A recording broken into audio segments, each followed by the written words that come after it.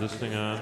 If you like rock music, punk, metal, or blues, then you've come to the right place, because we like it too. It's Soundcheck. It's Soundcheck. It's Soundcheck. Check, check, check. I love it. Great.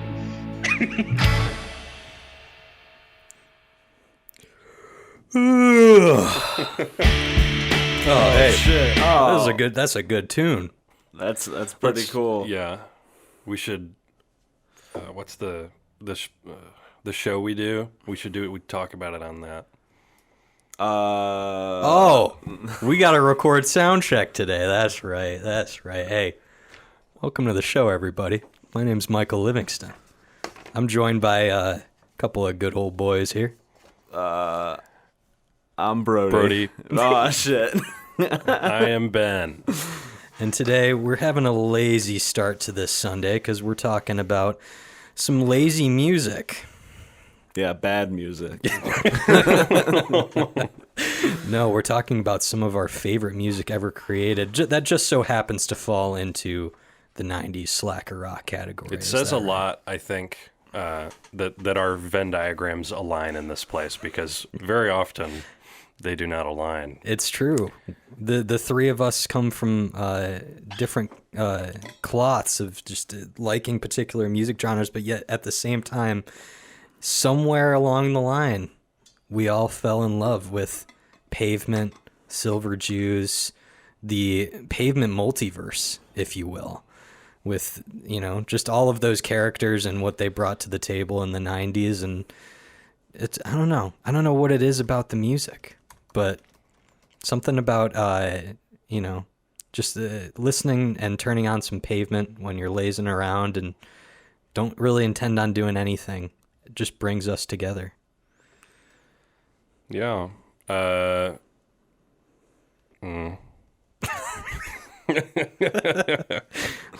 when was the first time you listened to Pavement? Because this was something you discovered kind of after we had met, right? I think so. Yeah. Well, Brody, this is a college discovery for you. Yeah, definitely. Brody and I were just talking about it before the show. I think I had a similarly enlightening experience with a very deep cut, as a lot of people did. Harness Your Hopes was probably the first Pavement song I heard, which apparently, according to what Brody and I were just talking about, is kind of a all thanks to the Spotify algorithm. Oh, yeah. I read on the Harness Your Hope Genius thing is that, like, Harness Your Hopes prior to streaming was, like, the deepest of deep cuts. Like, it was a B-side to Spit on a Stranger, which you'll hear us cover later.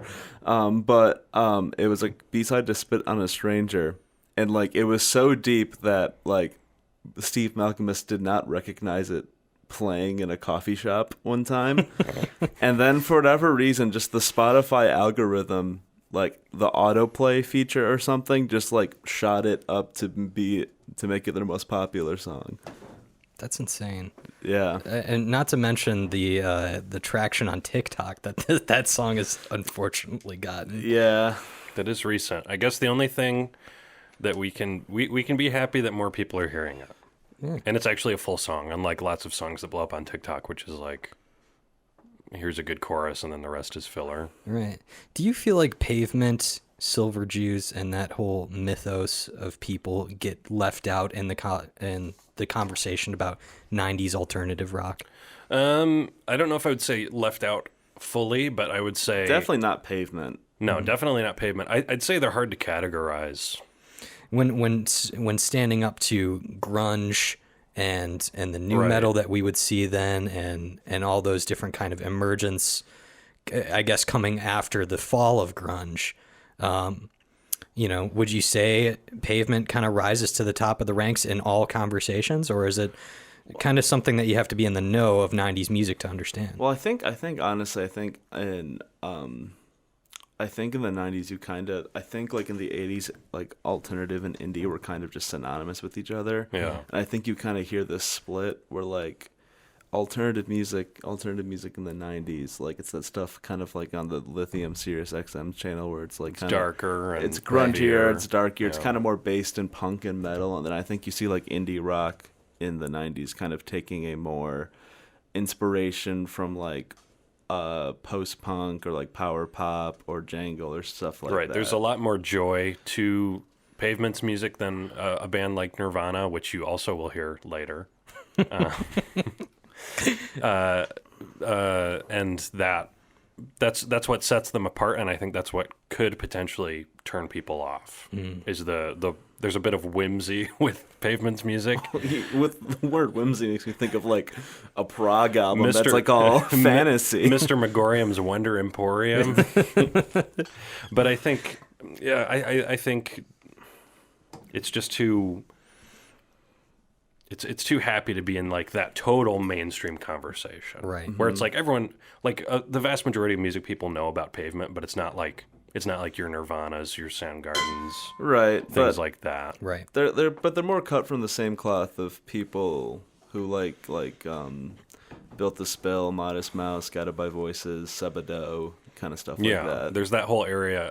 I think you have to be okay with people kind of having fun and playing around and maybe not taking their music as seriously as some of those bigger bands who are really trying to make huge statements. Like I think Pavement, they'll make a statement now and again, but that's not really the goal. Especially, do you know about their last show in '99? I do not. Steve Malkmus handcuffed himself to a microphone and was like, "This is what being in a band is like." Yeah, so usually not that edgy, but obviously they had their moments. Right. Well, it sounds like this is just going to be a nice, Normal. calm, lazy afternoon talking about some music that we love, I suppose. Oh my God. What's happening? Oh my God. What was that? Where are we? Are we in the Pavement-verse? I can't believe my eyes. I wish we had video for this episode. There's sidewalks and streets everywhere. Everything's made of pavement. Oh my gosh. Is that Thanos?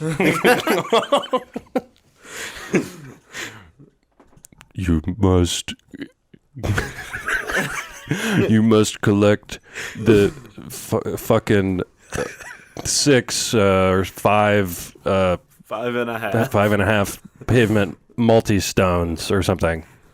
Is that the only way we can escape That's this the realm? only way you can escape this realm. Okay. Well, I guess we're on our quest to find all the stones. Well, I guess we have to start where I it don't all think- began. I don't think that was Thanos, by the way. Yeah, I don't know what voice you were doing. I don't know who that should was. have gone for the head.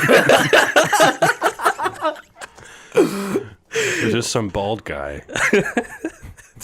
I think it was oh fuck. Who's that? I think it was Black Francis. Yeah. Oh my God. So I don't really know what that means, but I guess we have to Gotta go on an adventure. We have to complete the quest here. go on an adventure through the Pavement like multiverse. it's like 15 realms of the Pavement multiverse or something. Yeah. Well, I guess the only way to start this kind of like Avengers Endgame is go back to where it all began. God, we Isn't are that such right? good world builders. Well, like a couple of college boys on the mics right now, Pavement is a band that came together through academia. Isn't that correct, Ben? That's right, University of Virginia. And this is where this is where all of our players really come into question. You have Bob Nastanovich, Stephen Malkmus, and David Berman, all going to UVA together and goofing around, starting a band called Ectoslavia, which is supposed to sound like some like obscure European country. And recording songs into answering machines, recording songs into the answering machine of Thurston Moore Yeah. and Kim Gordon. apparently that's how they recorded their first songs. Is they called them and then left answering machine messages of their songs. But just making super lo-fi, very lo-fi, super duper lo-fi Yeah. recordings. And this band will eventually split into, in part, Pavement, in part Silver Jews, David Berman's mostly solo project. Right. And then I think there were some other... There's a couple others, but I don't really think they're like of huge importance. Yeah, I think in that early band there might have been a few other people who went on to do famous things in other bands, but we're not worried about that. Right. So just like the Big Bang split the Infinity Stones, Thurston Moore's answering machine split this group of slacker rockers The into nucleus. A huge collection of wonderful music. So Oh my gosh, we're in the slanted and enchanted realm, and look over here, I just found Thurston Moore's lost answering machine. Wow, this place is crazy. Brody, I think we should talk about Slanted and enchanted. All right. They don't call me Brody, Slanted and Enchanted Britain. Well, we for know why they nothing. call you slanted. Oh, Because of the... Let's just say you have an appendage that goes one direction more than the other. Brody, you have a fuzzy beard, so why don't you tell us about this fuzzy album? all right. So Slanted and Enchanted. This is basically most of the world's introduction to Pavement. Should we start with the song and then talk about it? Or? I'd like to hear a little music if All you right. don't mind. Okay. Well, here is Summer Bay, but the winter version.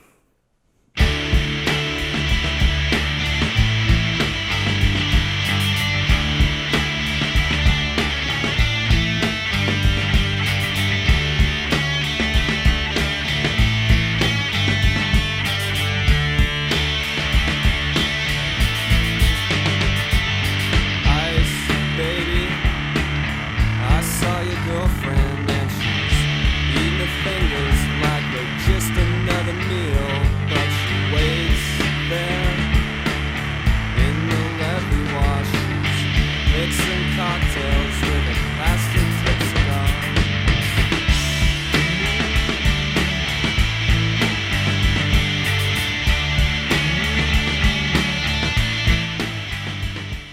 So that's kind of the sound that's kind of going throughout the whole record. This is I think this is like the only album I think that really retains their lo-fi-ness like this much. Yeah. While it isn't as lo-fi as like if you listen to like their super early stuff or even like the Silver Jews early stuff, like there's like it has like those kind of like sharp guitars you can only like record on just like not high fidelity stuff, and like it's all fuzzy and like it's kind of peaking and like the vocals are very kind of low in the mix. But I personally like this album a lot. I think it's really cool that it's very much all over the place. I think you have songs like that are very structured and like just are a bit fuzzier. Right. But then you have stuff like Flamethrower or Perfume V that are just like balls to the wall, noisy, kind of weird stuff. So take us back to 1992. Sonically, what was this album's main traits that made it new and refreshing? Because at this point, we had already experienced the era of Sonic Youth, Dinosaur Jr., that kind of stuff. What exactly about this album changed the game? I think well, so it came out in what, 92? Right. Yeah. I think, at this we're already at the height of grunge, and I think what's interesting is that I would think that at least like people like Nirvana and like Pavement would definitely have similar interest and influences. Right. But I think what really made this really interesting is that like Sonic Youth to a fault takes themselves very seriously. And I think it's in a lot of the indie alternative lo-fi people of the 80s very much were like, as much as I love a lot of the stuff, as much as I love Sonic Youth, very much kind of came off as these pretentious, holier-than-thou people. Right. And I think it was kind of refreshing at the time after seeing these dark and gloomy, depressing bands get to the top and also just the indie scene at large kind of taking itself way too seriously. These guys taking these lo-fi and fuzzy noises and just kind of having fun with using them for good. Using them for good. And just like not taking themselves too seriously, and kind of also just having like these kind of not surreal but very unique lyrics. And I think there's something to be said too for kind of the dichotomy of so you think of those darker indie bands in the context of the 80s, and think about what 80s pop music sounded like. And then if you think about the way that popular music and how alternative music started to become a lot more popular as we went into the 90s, it's Pavement's kind of providing a counterpoint to that. It's sort of like the poles switched a little bit. Right. Yeah. I think we can also, if we could, we would dedicate an entire episode just to talk about how different Stephen Malkmus' voice sounds compared to all of the other alternative acts of the time. I mean, this very much sounded like a youthful teenager that didn't have the vocal prowess that, maybe, granted, Thurston Moore and Jay Mascis aren't the greatest vocalists ever, but this is like a very squeaky sort of like voice cracking, pubescent, yeah, something that like I really think any sort of alt teenager could relate to and really think like, this is something I could replicate, this is something I could sing along to. And not to mention, these sounds are being used in a fun and energetic way that I've never heard before. So yeah, I think like what you guys are saying, all of that together comes and Slanted and Enchanted is created out of that. Yeah. And I think we'll talk about all the albums, and then we'll pick one, and that'll be the first. That'll be the hidden gem. Pavefinity Stone. Or I guess the next one's an EP, but this is really good. This is a fantastic EP, and to the untrained ear, this is cut from the same cloth as Slanted and Enchanted, which of course is not a bad thing. As you just heard, this was a game-changing record, but it's just as noisy, lo-fi, and quintessential to indie rock. I think its purpose was to give you the taste of Slanted and Enchanted and what Pavement was at the time in just a short 10-minute spurt. And it's also the last release featuring Gary Young on drums, which we could talk about the drumming on these records for a while too, which gives it a pretty unique identity. The first song and the first noise you're going to hear is just this like blaring siren of just static and noise on Texas Never Whispers, which maybe we can destroy some headphones in the process, Ben. Let's go.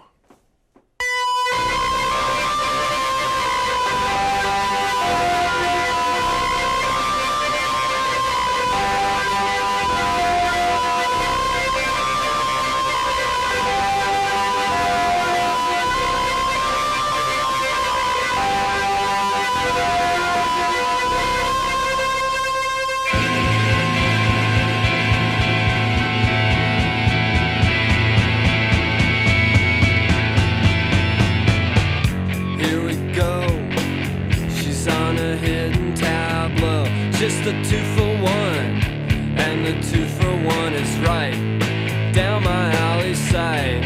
I'm just a wasted behind. Don't you know it's an easy thing when it's lost? Does it show when the air's afraid and it's tossed out? Lined with silver thread, I've seen you wasted behind. She's so lackadaisical. Should have been a West Coast bride. Backseat on electric light and pilots flying. Now, to me, what makes this EP stand out from anything else, any other EP released in the 90s, is that it really is just, it could be considered an album with the climax it reaches, the highs and lows, and the journey that you're sent on just as a listener. Mm-hmm. I think it's not only one of Pavement's best package releases of this era, but I seriously think it might be one of the best EPs of the 90s. It's so freaking good. Watery Domestic. Do not skip on this one. But out of the 4 songs, do you guys have a favorite? For me, it would definitely be Texas Never Whispers. It's just so reminiscent of the sound building that Sonic Youth was doing. This whole thing calls back to like sort of Velvet Underground-y experimentation as well. Do you guys have a favorite track? I basic, but I would have to say Frontwards. Yeah. Frontwards is good enough that it ended up on their greatest hits. Yes. And yeah, deservedly so. I mean, yeah, I think you guys picked my two favorites, so. Dope. Yeah. An EP, a fresh EP that everyone should check out. Certified fresh. Certified Free. Pavement classic. 7 days a week. Speaking of classics, the next thing we're going to be going to, Crooked Rain, LA's Desert Origins. This is the album that really first put Pavement on the map, specifically with Cut Your Hair, which was pretty big on MTV. I'm not going to play that one, but I am going to play a little bit of Gold Sounds. Go back to those gold sounds and keep my advent to yourself, because it's nothing I don't like. Is it a crisis or a boring change when it's central, so essential? It has a nice ring when you laugh at the low-life opinions, and they're coming to the chorus now. I keep my address to yourself, 'cause we need secrets. We need secrets back right now. Because I never wanna make you feel that you're social, never ignorant soul. Believe in what you wanna do, and do you think that is a major flaw? When they rise up in the falling rain, and if you stay around with your knuckles ground down, the trial's over, the weapons found. Keep my address to myself, because it's secret, 'cause it's secret,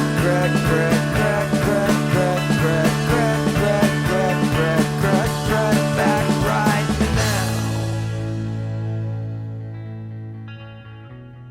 And I think it's pretty safe to say that their second album is really when the band hits their stride. Yeah. Commercially as well. Definitely commercially, and definitely just artistically. Like this, as we were talking about, Slanted and Enchanted is great, but it definitely has a little more like a schizophrenic nature to the types of songs. This still is varied, but it kind of draws everything closer to a point. Yes. This was the first Pavement album that I really got into, which just makes a lot of sense for me. I think there's this really deep, yearning melancholy to a lot of this music. It's great like biking or skateboarding music, I think, because there's this insistent nature even to the slower songs, and I think this is probably this is the album that gets closest to like sort of a twangy country kind of thing for them, and the closest Malkmus got until 2018 when he really hit the country thing hard. But yeah, this if not to spoil anything, but Crooked Rain might still be my favorite Pavement album.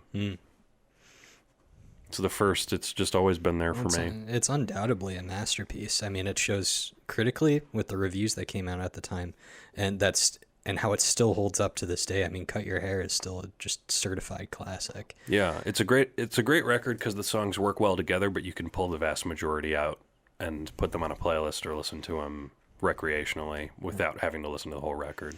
I think it just fits so well with the time as well. Just early 90s, you can hear 90s in this album. It just in the recording, the mixing, and like you're saying, the skateboarding, biking aspect of it.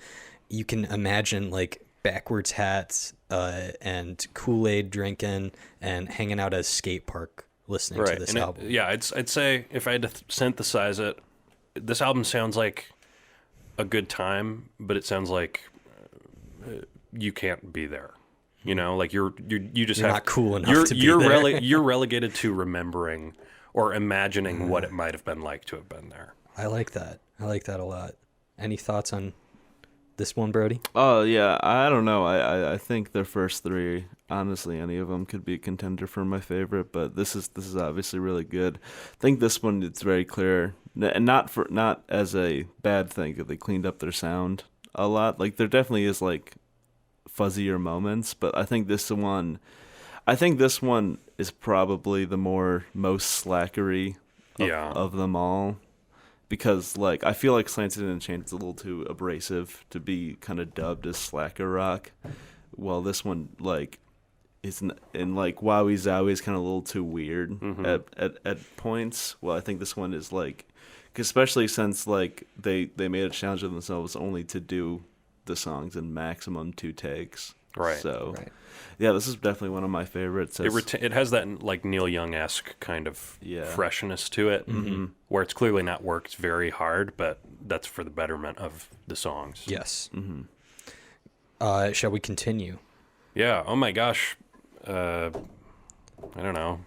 Wowie Zowie. Wowie Zowie. Wowie Zowie. Something is happening. Something's happening. What? Look over there. What just happened over there? Something pavement related just happened over there. What happened? There's a giant guitar flying by. Fine. I hope y'all are liking this narrative that we're making on the spot. Yes. Wowie Zowie, which is what I'm going to talk about now, released in 1995. Yeah, I'm going to talk about Wowie Zowie right now. Hungry Howies. Yeah. I think this is going to be the most fun album to talk about because of much of the band have been doing their own multiversal travel at this point. And like when they helped Berman with the Silver Jews' Starlight Walker. And after making Crooked Rain, their most commercial and accessible LP, Wowie Zowie completely turned that on its head to be the everything in the kitchen sink experimental album for this band, which makes it a top tier contender for me, and I'm sure it is for you boys as well. It makes some of the band's best, but also some of its worst material because of just how much it was thrown at the wall. The length of the album, I think, was the first thing I paid attention to because we're finally over an hour now with all these songs, filling 3 sides of a record. So, and the 4th side, I think they just left blank on commercial release. So that was one of the first things I noticed. You get a lot of strange, unpredictable melodies thanks to Bryce Goggin at the mixing desk.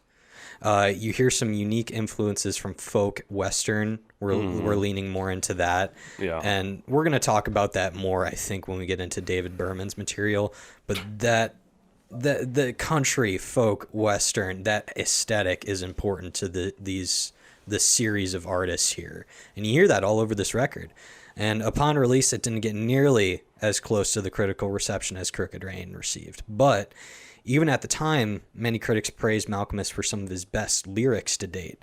I really, truly love listening to these songs, specifically for the lyrical material. It is so surreal, psychedelic, and just fucking crazy. And now the album's regarded as a masterpiece. A lot of like hardcore music critics put this at the top for just being, that experimental step that Pavement needed after a commercial release. You got some pretty good singles. Rattled by the Rush is a favorite of mine. Father to a Sister of Thought is also good. But then you got some true noise rock going on here as well, calling back to, Slanted and Enchanted era and all those bands that they were inspired by. So if you listen to a track like Serpentine Pad and Best Friend's Arm, like those are both very noisy songs. I think we could dedicate a whole episode talking about Grounded, just as a fucking song. This was the song that helped me fall in love with Pavement. It wasn't Harness Your Hopes. The first time I heard Harness Your Hopes, I actually didn't like it. It took me a lot of listens. I remember that. Yeah, it took me a lot of listens to get into that. But Grounded was exactly what I needed with that sort of dissonant ringing guitars.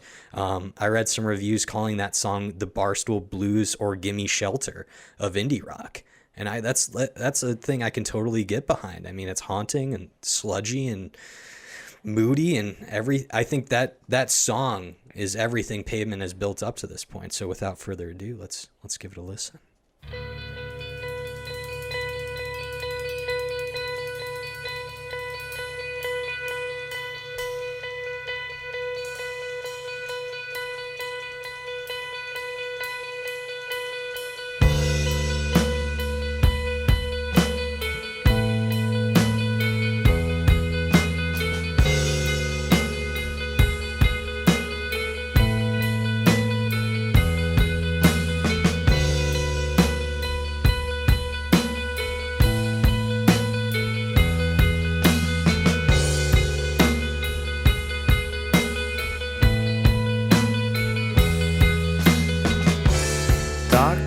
leaving for the holiday season.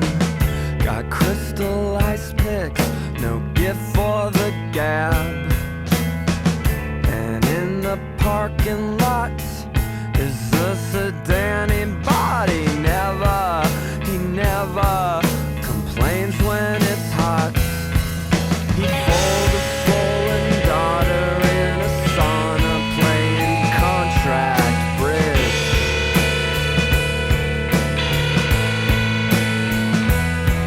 They're soaking up the fauna, doing blotters. I don't know which boys are dying on these streets.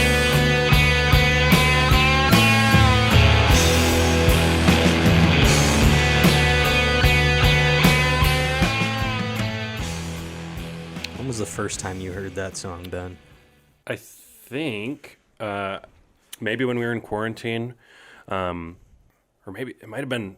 I think it was right before then. I think it was that December. Oh yeah. I was listening through. We'd gotten done with school, and I was listening through more Pavement stuff because I was familiar with Crooked Rain, but I was listening to other stuff, and I heard this, which now for me will always be a Christmas song because it says holiday once, and I kind of imagine like being snowed in at the airport is what this song makes me think of. But I heard this and I learned alternate tuning for me. I learned how to play it and just played it over and over again that entire winter break. I just couldn't get enough of it. And that riff after the lyrics stop, I could listen to a loop of that riff forever. Yeah. It reminds me a lot of something like that you'd play, Brody. Oh, thank you. I can hear the influence. Listen to Bona Sarah, by the way. Brody's Oh, yeah. project. Oh, I was actually going to bring up something. You can hear a pitch-shifted version of the opening riff on Weezer-type beat. That is true. Yes, you can. Yeah, that I don't know. So I guess I haven't talked about this. I have a rap career. Career. I have a rap. Yeah. I have a rap EP and an album on SoundCloud under Young Meat Beta. Young Meat Beta is paying the bills. That's the career. Yes, that's paying the bills. The rock and roll is Kindness Texas is a luxury. right. That's Like, fun. yeah. That's if funded by there the would rap. be no Kindness Texas without Young Meat Meat Beta. That's MWETBEETA. On SoundCloud, but yeah, we worked on a Weezer based beat for that might get used at some point. Wowie zowie, we are off track. So, Brody, what did you think of the album? I love this one. Like I said, Wowie Zowie, Crooked Rain, Science Enchanted, all probably in my top 3. And honestly, they change spots depending on the listen. Probably just based off recency bias. This album is a gem, but only time will tell before it will be the gem. You kind of touched on it, but it kind of has, speaking of Weezer, it kind of had like a Pinkerton type arc where, like, honestly, also fans didn't like it as well because I remember when I was first getting into Pavement, probably end of high school, beginning of college, I read an interview with like a music writer, and he was like, "Yeah, it's weird that all the young kids like Wowie Zowie. When we came out, every Pavement fan hated it." I think Malkmus has a quote saying he was at Easter dinner, and friends would ask him how much regret he felt for recording Wowie Zowie or something like that. That's so weird. Such an arc, right? That's so weird because. Yeah, I definitely started listening to Pavement into high school because I remember having to pick up my sister because I used to listen to like AT&T and Grave Architecture and Grounded in the parking lot while I waited for her. And it's like, I don't know how, like, it definitely has its weird moments. And I think for a Pavement album, it's slightly bloated, 18 songs, 56 minutes. It's a bit long. Right. But like, it's honestly, I think it really is one of my favorites. I just don't see how any Pavement fan can hate it because it has its kind of jangly, clean moments like on Crooked Rain, but it also has like a lot of fuzzy moments like on Science and Enchanted, and it mixes those like on Grounded. a lot, and I don't know how any Pavement fan, even at that time, could have not liked it. It's like a sprawl. I think I feel the same way about this album that I feel about the Clash's fourth album, Right. Sandinista, which is 3 LPs also. That is just, it's like so overly long, and they're just throwing everything at the wall that it's like, do I often listen to it all at once? No. Right. But listening to it all at once is a gratifying experience, nonetheless. Absolutely. I do think WowWee's is a little bit more accessible to listen to at once. Oh, than yeah, definitely. Sandinista, It's but- definitely, it's like half the size, but Yeah. similar in my mind. Yeah, I feel you, yeah. Yeah, it's just, I think if I was to go back in time, I wouldn't take those pieces out of this album that I like Right. less. And now that we're in this other dimension, who knows if we'll go back in time or something? I don't know. So unpredictable, this episode. Well, what's next on the list then? All right, we gotta fight Thanos and find these stones. Yeah. Whoa! I see off in the distance a bright light coming from that corner. Oh my God. I think we should go check it out. Okay, let's go over there. Oh, you brought your horse, Brody. What is this? What is it? What? Ben? Can you read it? It says, brighten the corners. It's their 4th album, Bright Oh in my the gosh, Corners. on mini disc. Oh my god. Weird. And you know what? I'm so excited because I do not have a lot to say about this one. Like, okay, I think definitely, it's definitely, because again, fans did not like Wowie Zowie. Right. I think it's kind of like a step back, like, hey, here's some more Crooked Rain-esque Yeah. goodness you've come to like. It still has its weird moments, but the weird moments are very brief. Right. Like there are like some weird, like at the beginning of Stereo and stuff like Right. that, but like they're very brief and quick, and they probably don't last more than like 10 seconds. And it has some great songs on it. It has my introduction to Pavement, because we were talking about it. Starlings of the Slipstream. Right. I heard what you said. The leaders are dead. They're robbing the skies. I can hear their followers cry. Starlings in the slipstream. Starlings in the slipstream. Starlings in the slipstream. Starlings in the slipstream. Language of So that was my influence, because when I was younger and I wanted to get into music, I didn't want to be that guy who was listening to the number 1 song. So I looked at the number 10 most popular song, because I'm into the Yeah. deep cuts. The deepest cut, number 10. But that was my introduction. I don't know, I just love that chorus. It's just so sticky, and yeah. Those chords too is like very reminiscent of like some slow chord dusters type stuff. I was gonna Oh. bring. I've been I've been mentioning the word a lot, but this one definitely has a lot more jangly type things. Yeah. And because I found out today, thank you Wikipedia, the most best source. You're welcome. Oh my God, Wikipedia's It is over here. there. What do they have to do This with this? multiverse is crazy. Oh my God, the multiverses are colliding right now. Wikipedia is a man, and he's over there. But it has Mitch Easter, who actually Oh, produced REM's first few albums. Mitch Easter. He never got popular as an artist, but his band Let's Active, is good. fucking great. Yeah, So he is very much associated with the jangle scene. yeah, that makes perfect sense. So actually, this has its harder moments and its fuzzier moments, as any Pavement release does.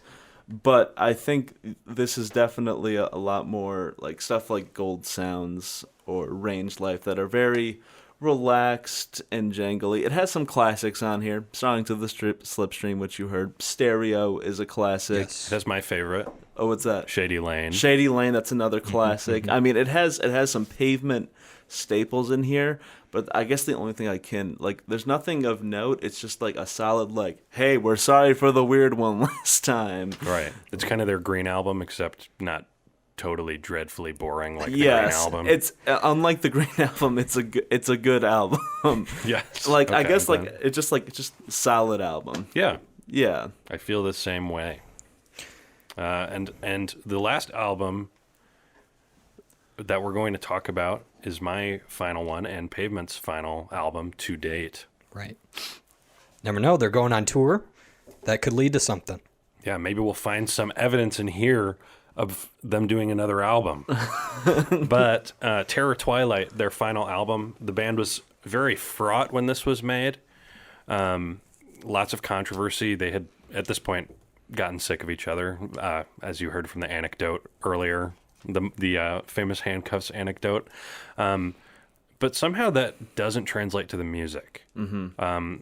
In listening to it, I've listened to albums by bands who are about to break up. It's always a pretty painful experience, and it usually results in relatively uninspired music. Well, I think it's really interesting. It's like either like people clashing, like the dysfunctional band either leads to like some of the best music, rumors, Bug, Pink Floyd as a whole, or it leads to some of the worst music. But you talk about Terror Twilight. I don't know where that lands. I was really impressed by this album, actually. Up to when we started preparing for this episode, I knew the first song and the last song. First song will be playing later. The last song is Carrot Rope, obviously, which I'm going to play in a second. But there's lots to love here, honestly. Major Leagues is a great song. You Are a Light, Billy, and Don't Cry, The Hex. Like, it's not their top album, but it's pretty great. I think there's also a lot of comparisons to the Beatles with this one just because of the dysfunction towards the end, and also they picked an interesting producer for this one. They picked Nigel Godrich, which I'm sure Ben is gonna love. This is Radiohead's producer, which I think is a very interesting choice. I don't think it's a bad choice. It's an interesting choice because this comes after OK Computer, which is a very, very famously like clean and pristine album. Which, like again, we have talked about the cleaner Pavement songs, but that's never really been their MO. No, I mean you could make comparisons to like Pablo Honey, like very guitar heavy stuff, but as far as that goes, that was nowhere near the type of stuff that Nigel was working on at the time. Yeah, and I guess I just bring up the Beatles because of Let It Be and Phil Spector right at the end. So it was just like a very interesting pick, an out of the box pick. I think in this case, I've never had a problem with his production. I had more of a problem with songwriting when it comes to Radiohead, but that's a talk for another day, another episode, if we can ever get out of the Pavement multiverse. Oh my God. Yeah, but I think how are we even talking about other episodes? Yeah, I can't even think about that right now. But Terror Twilight, I think, is it's shiny and kind of glossy, but I think it works with the crop of songs that they have. And I know that this album doesn't really have like a good or bad name really with Pavement fans. Maybe it's just kind of minor. Yeah. Do you know, Brody, do people generally? I think if you were to see it on a list, it'd probably rank in the lower thing. Just because I don't think it's bad. I don't think there's a bad Pavement release. It's just like, it just is kind of just like, it's not really ending with like a bang or like a masterpiece. It's just kind of ending with a, Yeah, and I was thinking this relative to everything else, this might be like their lowest key album because they never really rock on this at all. Right. Like there's maybe one song that like the Hex rocks a little bit, but other than that, and they really don't, and that's the second to last song on the album. So, but I'm going to play a little bit of "And Carrot Rope," which is my pick because I only heard this for the first time, like maybe end of 2020. Yeah, and I was shocked because this doesn't really sound like anything else of theirs. I think. Mostly due to the production, and it doesn't sound like anything else I've heard. So.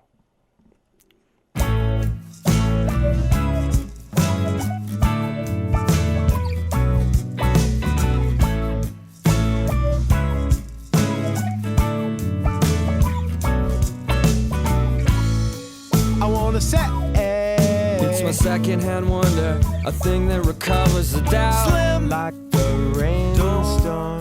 You gotta do what you want assemble and at sail the by. Kite. Slim door. It's alright Down. to shake, to fight, to feel. Slim door. It's alright Down, to down, shake, to down, fight, to down, feel. down. Harness your hopes to the folks with the liquor, with the ropes, red ropes, periscopes. They got everything you will ever need stored under the chair. Simmer, simmer, simmer down. Simmer, simmer, simmer down. Don't waste your precious breath explaining that you are worthwhile. Simmer, simmer, simmer down. Simmer, simmer, simmer down. Be patient and I'll let you see my carrot run. Feed my thrill. I got beat by weather. Carrot run. Feed my thrill. I got beat by weather. Carrot run. Feed my thrill. It's time. I challenge you to figure out what that song's about because I have no idea. I think that's most Pavements. Yeah, honestly, I don't know if Stephen Malkmus I'm sorry. knows what most of his songs mean. Yeah. I think it just kind of comes, the lyrics come here out of the Pavement multiverse. Yeah. Oh, wait. No, I just figured out. There's a carrot rope over there. Now I know what it is. It's indescribable. I can't even tell you, but I know what it is now. And we're in the Pavement multiverse, and they cut off all my hair. It was not like this beforehand. Everybody is bald now in the Pavement multiverse. So, I mean, we've talked about every Pavement album now. Are we going to get our first fight scene of this multiversal epic? I think the gem is Wowie Zowie. Oh, I think the gem is Crooked Rain, Crooked Rain. I think the gem is... Fuck you, you're wrong. Yeah. Fight. Ow. Ouchie. Oh, God. this doesn't- Wowie Zowie. Oh, that no, hurt. now I'm enjoying it. At the end of the day, Ben, we have decided the hidden gem, the first stone of the Pavement gauntlet is...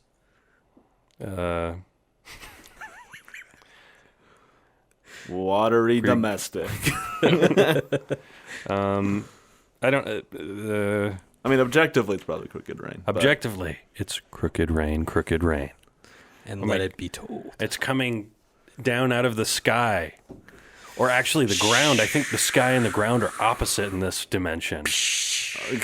It has merged Oh my with gosh, the gauntlet. Where do you Became a say- part of Michael's hand. Yes, visual gags for this audio drama. Oh my God. Oh no. We're being transformed Whoa! into Stephen Malkmus. Oh my God, we're going deeper into the We're in like a Stephen Malkmus multiverse. Megazord. Verse. Oh my God, here we go. Something's happening. Oh!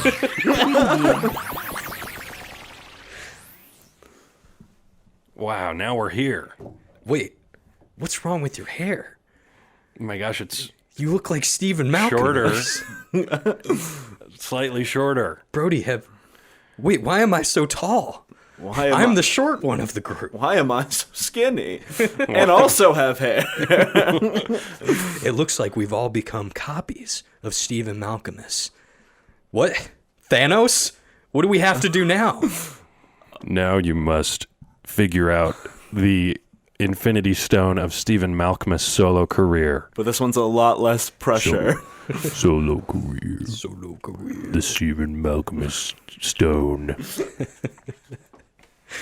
What is first on the list? Oh my gosh. Well, I guess maybe, okay. So it's probably not worth going over his entire solo career. It's a lot. It's a lot. It's a lot, but maybe we can each choose an album from his solo career and talk about that. Okay. Would that appease you, Thanos? I guess so. You should have gone for the head. All right, I guess we're good to go. Let's talk. What do you go first, Michael? Yeah, that makes sense. Well, it only makes sense I'm going first because we're going to talk about Stephen Malkmus's self-titled album released in 2001. And quite possibly, in my opinion, we talk about the variation of Pavement records. I think this could be considered one of the most coherent pieces of music Malkmus has ever released. I believe the goal of this album was to get ideas as fully fleshed out as possible. And that could be a good or a bad thing, depending on where you're going with it. Because while every composition is really impressive, there's not as much variation as you would get on a Pavement release. So Malkmus sounds more confident in his songwriting than ever, which is awesome. I love all the singles, but it can be hard to listen to this album all in one sitting, at least in my experience. It brings me back to something like Bob Mould's discography when I explored that with Andrew back in the day. Both of them superb indie rockers in their time that decided to go solo for the purpose of improving songwriting and having that artistic freedom to do whatever they wanted.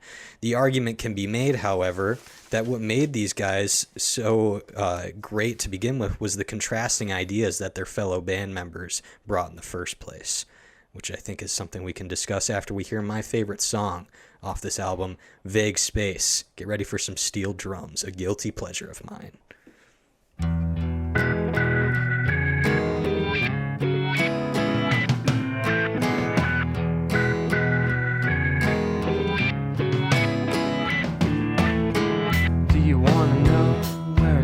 Right now, do you really care what and why or how? I came to crave your spastic touch, the honest ways you move's too much. Before we could change, we could levitate, erase mistakes of the forest grace. Fermented minds could make them shake. Permission granted for the Wolverine stakes.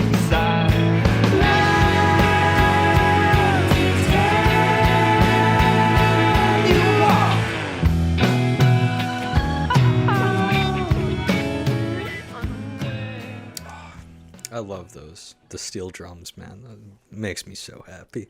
I understand. Oh, so two things. First of all, you should check out the SO Trinidad Steel Band. It's a band made entirely of steel drums. Oh. They cover I Want You Back by the Jackson 5 and 8 Man by the Kinks. Pretty good. Okay. And then, for the listener, remember, we all now look vaguely reminiscent of Stephen Malkmus, and we are in, as Brody said, and I don't want this to get lost, the Stephen Malkmus Megazord. We must use our collective energies to figure out what is the best Stephen Malkmus release. Tell me why I might be right or wrong. This is the best. I think of his solo, this is definitely a contender for the best or one of the best. Kind of, he's still kind of fresh off his like creativity with Pavement. Yeah. You know, like he isn't like some, not that he is currently, but it isn't like he's like a washed up rock star trying to like, you know, shoehorn a solo career. Right. Like he's still kind of fresh off that you know, creativity with Pavement, and it has a lot of, and you're right, it's very cohesive. I mean, when I listened to some Steve Malkmus solo stuff over the summer, this one definitely was a standout. Do you kind of get the argument I was making before, though, where, like, you can tell that this album was put together without any artistic barriers, which is great and what every artist strives for. But I really think what made Pavement so amazing with those releases is that there was some discourse going on. Well, you can see Stephen trying to kind of figure out Like what he wants to do. what he wants to do, right? Because he's, as far as I know, up until this point, he had been in bands like consistently and basically only. So while he was probably doing some songwriting on his own or something, the vast majority of his music career had been in collaboration with other people, not, you know, being at the creative, the head of the classroom and telling everyone else what to do. Right. Yeah. Sorry, I keep realizing we're the Stephen Malkmus Megazord. Giant flannel. Well, As a whole, what were some of the standout tracks for you guys? Church, was it Church on White? Is that the song? Yeah, that's probably my favorite. Mm-hmm. If I had to pick my favorite, I really like Pink India. Oh, that's another good one. Yes. I think that's a pretty great song. One of the first Stephen Malkmus solo songs I had ever heard, I think. And then we go on to the Jicks and everything that comes in there. But I think this is a really standout album just for the amount of creativity that he takes on this one. It's true. When artists get there's no more barriers and no more contention, they really do have the opportunity to make some amazing stuff. I think the only flaw with this one is that sometimes, from what we've known of Pavement so far, is the sporadicness and the variation is one element that made them stand out from the rest. Right. So when we get Stephen by himself, it can be a little jarring. I could see it being a little bland or boilerplate for someone coming from Pavement. Right. Yeah, but I do think it's like a maturation of that kind of sound. Right. You're starting to hear him age a little bit, I think. Yeah. Well, what is next? What is next is Real Emotional Trash with Stephen Malkmus and the Jicks. Okay. Something important to notice and to note with Stephen Malkmus's solo career is he kind of pulled a Paul McCartney, where he did one album, or I guess Paul did two, kind of, but he does a record by himself, and then he's like, I need to get back in a band. So he gets the Jicks together, which have kind of, I don't know how consistent their membership has been. I don't know if it's been sort of a revolving door thing, like some of these side projects can be, like Wings was with Paul McCartney, or if it's been a more consistent membership. But they've done a lot together. This album, Real Emotional Trash from 2008, is, I think, considered to just be in the mix with their stuff. I don't know. So there's 5 Jicks albums. Well, just because you mentioned it, actually, the only not consistent member has been the drummer. Okay, but so the bassist and keyboardist has been consistent. All right, so he did put together a relatively consistent band. Then. Yeah. I don't think Real Emotional Trash is, at least according to Spotify popularity, I don't know if it's considered up there with a lot of his other stuff. The song I'm going to play is, and I would be remiss not to play this song because I have what I thought was blatantly ripped it off for one of our songs. I don't think it's as blatant as it seems, but go find our SoundCloud and listen to this, then find our SoundCloud and just like click through and see if any of it sounds like this to you, and if it doesn't, I guess I did my job. Great artists steal. I guess that's what I'm trying to do. But this is a bit of Gardenia, which is definitely the most single-ready song from Real Emotional Trash. I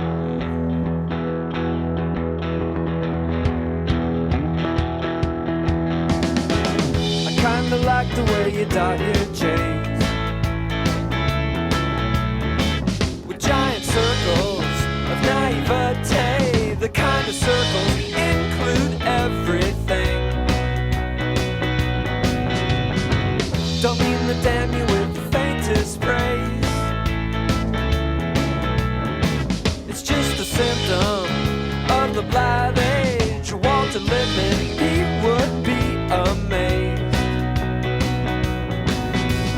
So you got some curb appeal, or can you cook a 3-course meal? Or are you just a present waiting to be opened up and parceled out again? Hey! Well, you are a gardenia dressed in the campaign journal in the rucksack of an Afrikaner candidate for mild reform. So maybe not an exact ripoff, but definitely stylistically similar. Susie Screwball, go find it. But this album, along with a lot of his other stuff, I think there's lots to hear here. There's some, like Dragonfly Pie is a song where the lyrics are kind of stupid, but the music is so great that it makes up for it. Cold Sun is really great. Real Emotional Trash is kind of the centerpiece of the album, although it only comes 4 tracks in. 10-minute, like, big Neil Young-esque jam. Right. That's definitely... That would be, like, the other big standout for me, other than Gardenia. But I think I will say I am sure, for me at least, this is not the Malkfinity stone of his career. Malkfinity. But I don't know. The Jicks stone. Yeah. But I think it's a good album nonetheless. Can we spell out as we continue here? What do you believe Malkmus was trying to accomplish in terms of differences between Pavement and the Jicks? Do you think there were some conscious sonic decisions that he was making? I mean, I think you can hear his song structuring change once he goes solo. I think there's a vast amount less of that atonality. At least there are still atonal elements to some of his stuff, but they're used sparingly. Yeah. And if they're used, they're not going to take up an entire song, like something like Serpentine Pad. I feel like the songs are just a lot more straightforward. Yeah, it's definitely it's not. He's not really experimenting. He's just. It feels a lot more like let's make a good album. Yeah. I don't think he's trying to, like, I like a lot of Stephen Malkmus solo albums. I don't think they are going to be like, fawned over for decades, like Right. Pavement, and like heralded as these influential magnum opuses. I just think, it's cool that he's still making some solid albums. Yeah, just some good rock and roll music, honestly. I Yeah. don't think he's trying to set the world on fire or anything like that. Do you feel like that's partly due to his influences that he was collecting during this time from things like country, folk, singer-songwriter, Western kind of things that sort of simplified his music? I can see that approach. I think you definitely start hearing how different it is when he returns to his solo career, which we're not really going to talk about today, but like his most recent album was entirely acoustic, which is probably as experimental as he's sounded in years just because of the vast variety of instruments on it. Right. But I think he's just content. I mean, he seems to have kind of gotten all that experimentation out of him, you know? Like he's content to just make some records and have fun and go on tour and just kind of do it, which I really admire. Yeah, he's just doing some cool stuff. Well, let's hear some more cool stuff, Brody. The coolest stuff, I would say. Yeah, so Sparkle Hard 2018. Yeah. Still A recent record. still proves he's got some cool stuff like left in him. And this is my favorite track, Kite. It's kind of funky. I like it. Not this intro, though. Oh, yeah. What is this, Parliament?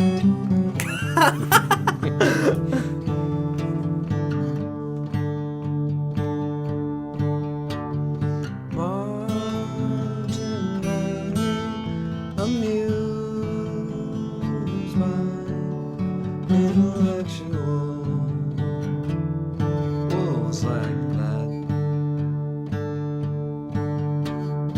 Over and done with intellectual wolves like that. Intellectual wolves like that.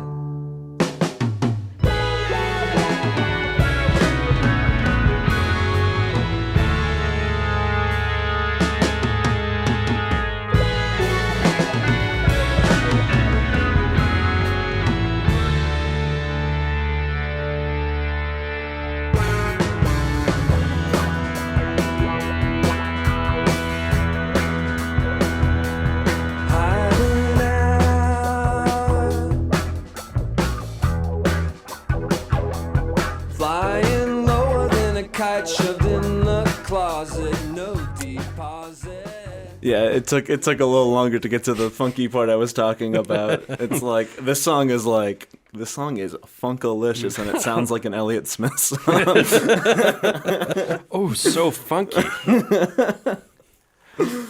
But yeah, Sparkle Hard I think is probably of his 2010s release probably the gem definitely. of the group. Like It's truly a fabulous album. yeah, and I still think objectively probably his debut self-titled is probably his best. I think this is probably top 5 or Yes. top 3 solo for me, and I think objectively. Do you feel like in the past, this would be 3 years, 4 years that this came out, it's gotten the respect it needed from fans and followers alike? I think it's pretty well accepted. It seems it's well liked, yeah. Well liked by Pavement and Steve Malkmus fans, but I don't think there's any Steve Malkmus fans who don't like Pavement. Right. I think also, so you said last 3 or 4 years, that's something to address with him, is like, this album came out, and then his next solo album is the most experimental he's been in his entire solo career. It's like, Are we seeing electronic? Are we seeing a Steve Malkmus renaissance? I think so, honestly. At least this 3 album period is he made his best album with the Jicks, in my opinion. Mm-hmm. And then he made a super interesting electronic album, which I know had been percolating for a few years, but the label wouldn't release it until they just eventually did. And then the album after that was entirely acoustic and also pretty weird, even song structure wise. So I think at least he put out a pretty crazy trilogy of great stuff. I don't know if that creativity will continue, but I can only hope so. Well, I think for that reason alone, we can use our collective mind juices as the Steve Malkmus Megazord to decide the hidden gem of Steve Malkmus solo. Oh my gosh, my head is growing really big. Brain blast, Jimmy Neutron. Yeah, my head is huge. Bed. The stone is hidden in your mind. Oh my god. Let me look in here. Oh, here it is. What is... I can't... Let me wipe the brain off of it. What is the stone?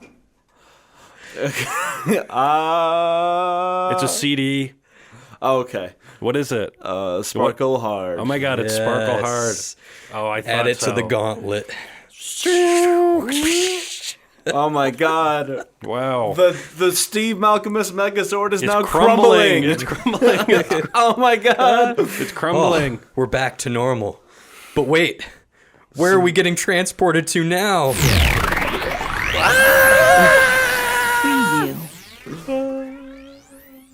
Wow. Whoa. It's so desolate. So sad here. It's like an empty desert. We're in a lower level of the Pavement-verse, I feel like.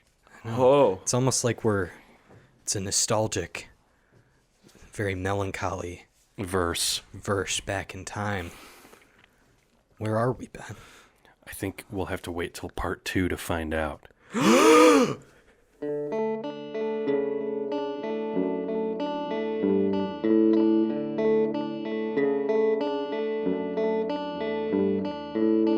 However you feel, whatever it takes, whenever it's real, whatever awaits, whatever you need, however so slight, whenever it's real, whenever it's right.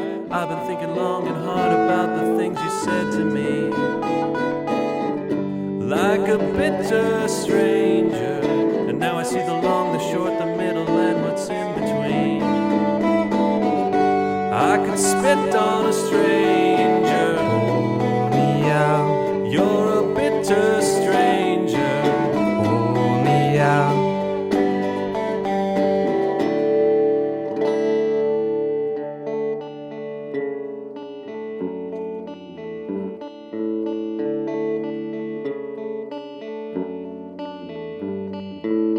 Whatever you feel, whatever it takes, whenever it's real, whatever awaits me, whatever you need, however so slight, wherever it leads, whenever it's right. Honey, I'm a prize and you're a catch, and we're the perfect match.